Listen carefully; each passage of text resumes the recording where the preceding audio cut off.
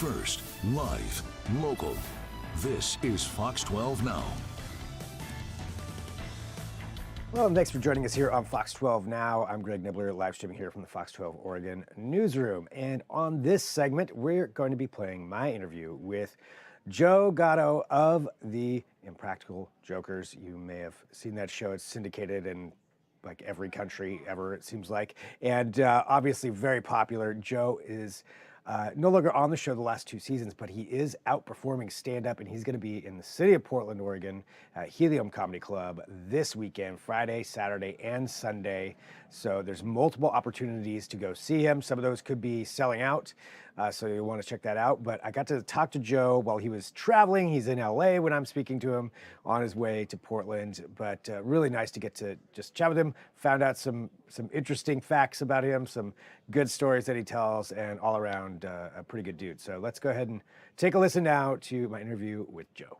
All right, Joe, it is so good to have you on here. Obviously, I mean, I'm a big fan of all of your work, and I just want to ask, right now, I know you've been flying all over the place. You're going to end up here in Portland this weekend, yes. But where are you at right now? I've decorated my house like a hotel room. You don't know. This is actually my living room. It's a real particular I'm thing. in Los Angeles right now. I'm in Los Angeles on my way to Portland for the shows this weekend. I always, when I come West Coast from New York, I like to stop here for a couple of days and see everybody I have to see in town here. And, because it's, I'm all the way over here. I might as well make a stop and get adjusted for the time. I've made the mistake of going directly to Portland before from New York and then trying to get on stage for a 7:30 show. And I'm not as young as I used to be. Well, it's 7:30 here. That's going to be 10:30 or tonight. Yeah. Yeah, that's not good. Yeah.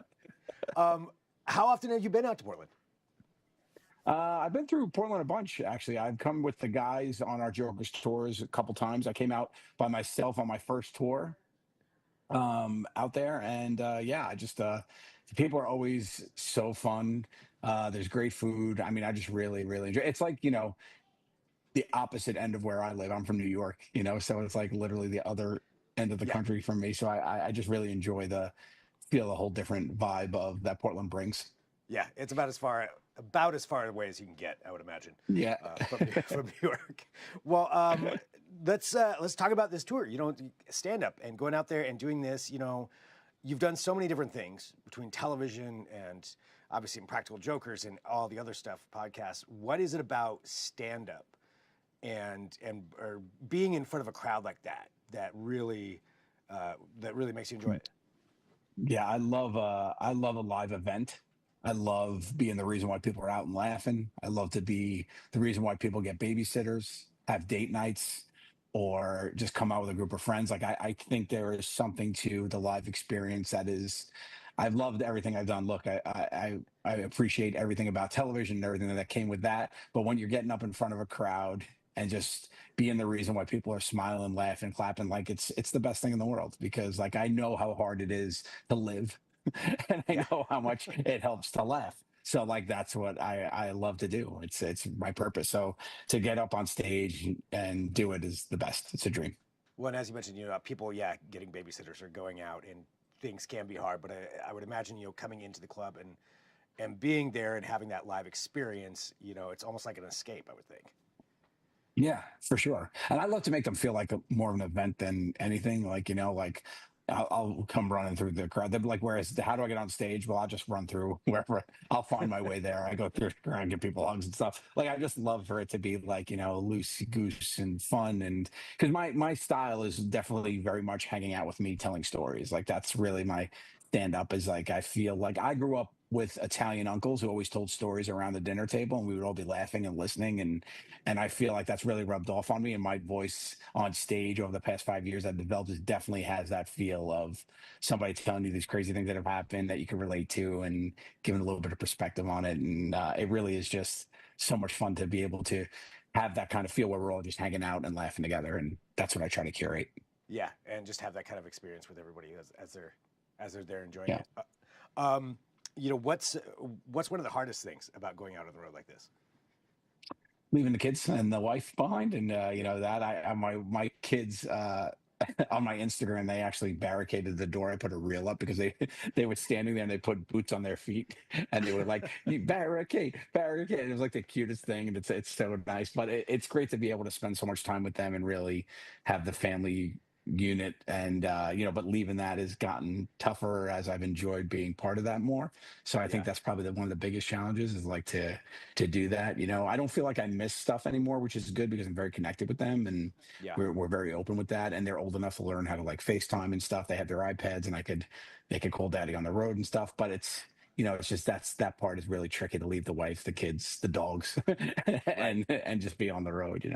Yeah. All of the above. All of the above. Well, looking at that from Impractical Jokers and the television side and all of that stuff, and to the stand-up side, do you find it?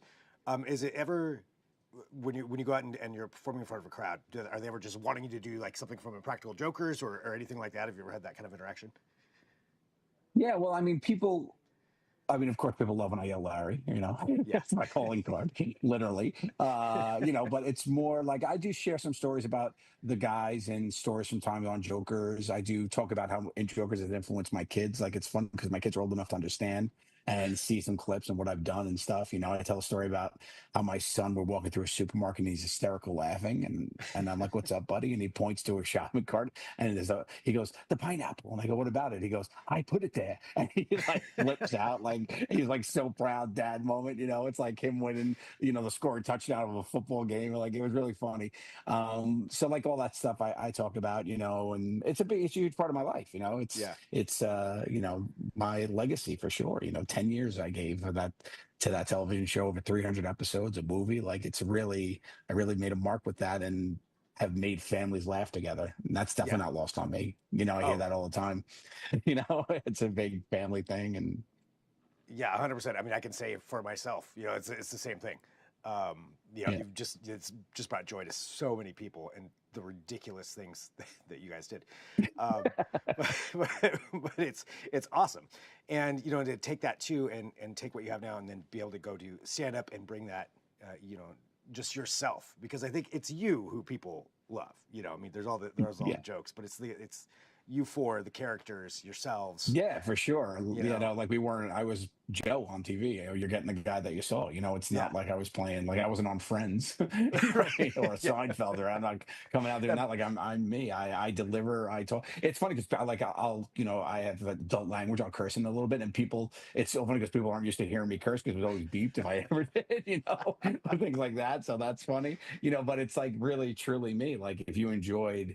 I yeah. think that's why it's been so successful is that people enjoyed me on television. Now you get to see me and be in the same room in real life.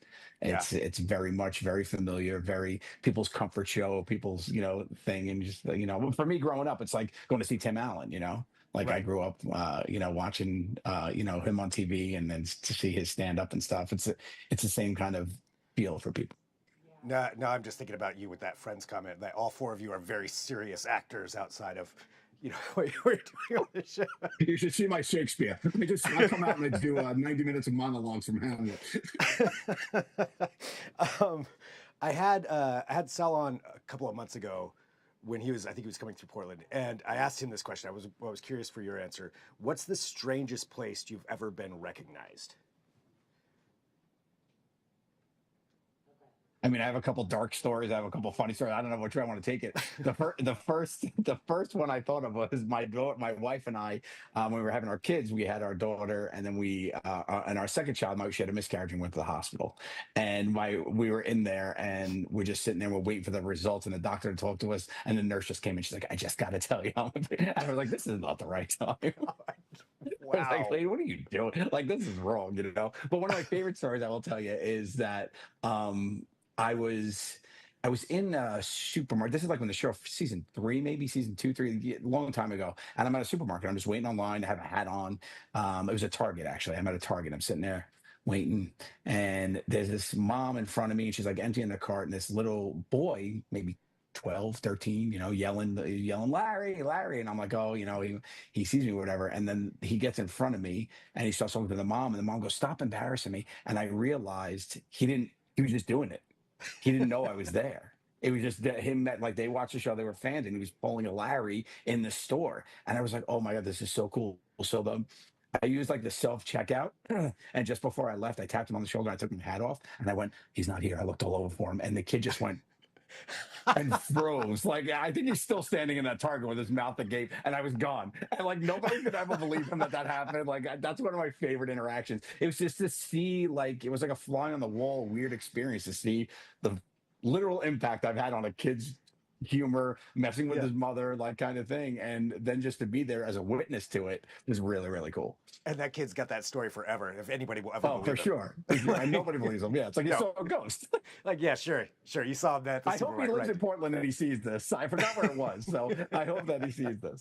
Let's hope it is Portland. So come down to Helium Comedy Club and let Joe know it was you. Yeah. Well, that's so funny. Well, yeah, Helium Comedy Club this weekend, Friday and Saturday. So 4 shows. I know there were a couple Friday, of Saturday, and packages. Sunday. And Friday, Sunday. Saturday, and Sunday. Friday, Saturday, Sunday. So a lot of opportunities to come see Joe. I think the couple packages may have sold out. I was just looking on the website, but Yeah, either one way, show sold out right now. As of right now, a show sold out. Another one's close. I mean, we'll, for sure. So get your tickets. Come on out. I mean, Portland always shows up. I'm super excited to come. I'm tan. I'm back from the Caribbean. We had a little family vacay, which was nice. So I'm feeling good. I got a glow up going on right now. I was gonna so. say you definitely look a little tan for the Northwest. You're gonna stand out a little bit for that, but you know, Yeah, there's nothing well, even we the can do about it. Northeast. I mean, we've been buried under a blizzard for like craziness there. That's kind true. of escaping it. That's true. At least you got out. So Yeah. that's good. Well, Joe, thank you, for having time to talk to us as you're traveling and doing all this, and really looking forward to you being up here in Portland. And as we mentioned, heliumcomedy.com. Go get your tickets to the club. It's an awesome club here in town too. I mean, Helium Comedy Club is awesome. So they're great. go see Joe. Come on out. Let's have a good time. All right, there we go. All right, big thank you to Joe for joining us for that, and his team who set that up. And again, at Helium Comedy Club, that's where Joe will be. And thanks for watching Fox 12 Now. So we are live streaming here. We get to have some of those longer form conversations and segments like that. We cover a wide range of things here on this show. I always say that. If it's your first time watching, don't forget to download the Fox 12 Oregon apps. And then that way you can watch all the segments and interviews and things that we do and everything else here on the station. There's a lot of stuff on those, so make sure that you grab those. But that's it for right now. I'll talk to you soon. I'm Greg Nibbler. This is Fox 12 Now.